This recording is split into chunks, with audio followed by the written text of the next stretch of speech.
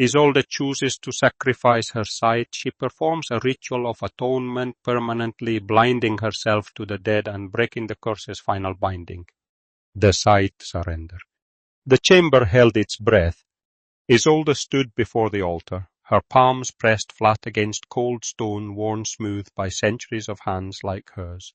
The blood-red moon hung beyond the narrow windows, casting everything in shades of rust and shadow. Around her, the ritual implements lay arranged in precise angles, obsidian dagger, silver bowls, candles that burned with flames the color of old bruises. She could feel them, the dead pressed at the edges of her vision like water against a dam, their shapes flickering at the periphery of sight. Hundreds of them, thousands, all the brides the curse had claimed, all the spirits Nachtmar had hollowed out and bound to this place. They crowded close, drawn to her power, to the sight that had always been her curse and her terrible gift. "I can feel them," she whispered, "seeping into the very fabric of my vision, but I won't let them take you." Her hands trembled as she reached for the obsidian dagger. The blade was black as a pupil, sharp enough to cut the veil between worlds. She'd prepared the words, the ritual geometry, the blood. Her blood, drawn at dawn, mixed with grave rose ash and the iron dust of the heartstone that still lay shattered in its box. The chamber groaned.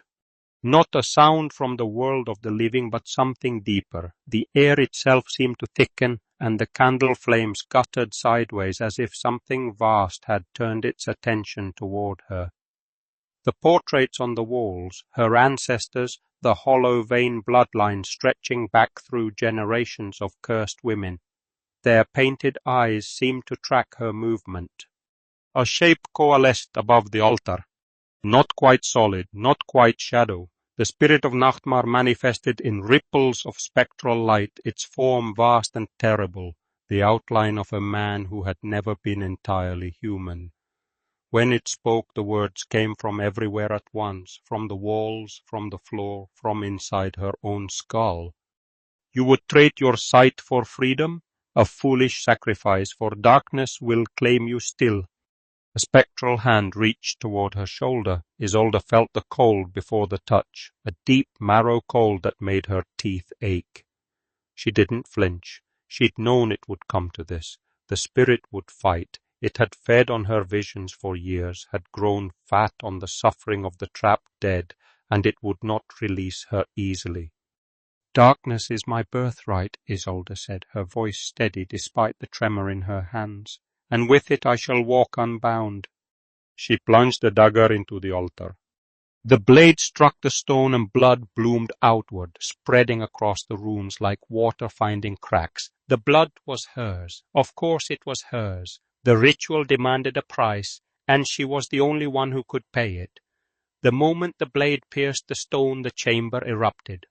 Light fractured across every surface, not the soft light of candles or moonlight, but something harsh and spectral, the full weight of the veil between worlds tearing open. The dead screamed, a sound like the keening of tortured souls, like the rasp of ancient bones grinding together. They pressed closer, drawn to the rupture, desperate for release or reclamation. Isolde couldn't tell which. The blackened veins beneath her skin began to burn. She felt it starting in her wrists, a sensation like glass shattering from the inside out. The corruption that had lived in her blood since birth, the mark of the hollow vein, the supernatural anchor that bound her to Nachtmar, began to burn away. It wasn't pain, not exactly, it was worse. It was the sensation of something essential being unmade, of threads that had held her together since her first breath being cut one by one. Her eyes rolled back. The visions came faster now, all of them at once. Every ghost she'd ever seen, every shade trapped in the estate, every moment of their suffering compressed into a single agonizing instant.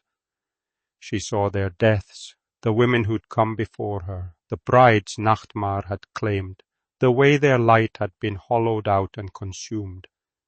She saw Alaric, caught between worlds, his mortality hanging in the balance. She saw herself as she would be, blind, severed, alone. And she said the words of severance tore through her throat, ancient syllables that had never been spoken aloud, that no living member of the hollow vein had ever dared to speak.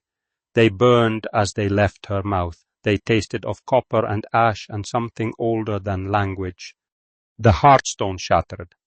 Not the physical stone, though somewhere in the manner that would happen too, but the spiritual anchor that had bound her to it, that had bound her to the curse. Isolde felt it snap like a string pulled too tight. The jagged edges of her connection to Nachtmar smoothed and dissolved. The blackened veins beneath her skin flared white-hot one final time, then crumbled to nothing. Her eyes went dark. Not gradually, all at once, the sight that had defined her entire existence, the ability to see beyond the veil, to perceive the dead and the supernatural, simply ceased. It was like a light being extinguished, like a door slamming shut. The dead were still there, she knew, still pressing against the world's borders, but she couldn't see them anymore. She would never see them again. The veil collapsed. The spectral light imploded, folding back in on itself, and the spirit of Nachtmar shrieked, a sound of fury and hunger and something almost like grief. Isolde felt it being torn away, pulled back beyond the veil, its hold on this world severed as completely as hers had been. The curse was breaking. She knew it, sensed it, as surely as bones knitting after a fracture, as surely as a wound finally beginning to mend. She stood in darkness. Her hands were still on the dagger, her blood still stained the altar, but the chamber had gone quiet. The dead were gone, not destroyed, released, gently, mercifully, freed from Nachtmar's hunger and her sight's burden. She could feel them dispersing like mist, like water returning to the sea, and she could see nothing at all. Not the faded portraits or the tattered canopy of the four-poster bed, not the narrow windows or the pale light of the blood-red moon. Her eyes were still open, but the world beyond them had ceased to exist. There was only darkness now, not the darkness of closed eyes or a moonless night, but the absolute suffocating darkness of true blindness. A voice called from the doorway. She heard footsteps, felt the vibration of them through the stone floor. Isolde, don't! Alaric. She recognized him by the particular quality of his voice, the way it broke on her name. He'd reached toward her before she remembered. He'd stopped himself, knowing that to touch her, to break the working, would shatter everything. He knew what she'd done. He understood the price. She couldn't see his face anymore. She would never see his face again. But she could hear him breathing, could sense him there at the edge of the darkness that now defined her world, and that would have to be enough. "It's done," she said quietly.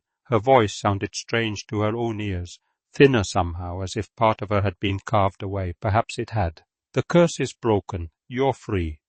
The heartstone lay somewhere in this chamber, its jagged edges smoothing now as her sacrifice healed it. The veil between worlds had sealed. The dead were gone, released at last from their terrible hunger. And Isolde von Voss, who had walked her entire life guided by visions of sorrow, stood alone in merciful absolute darkness.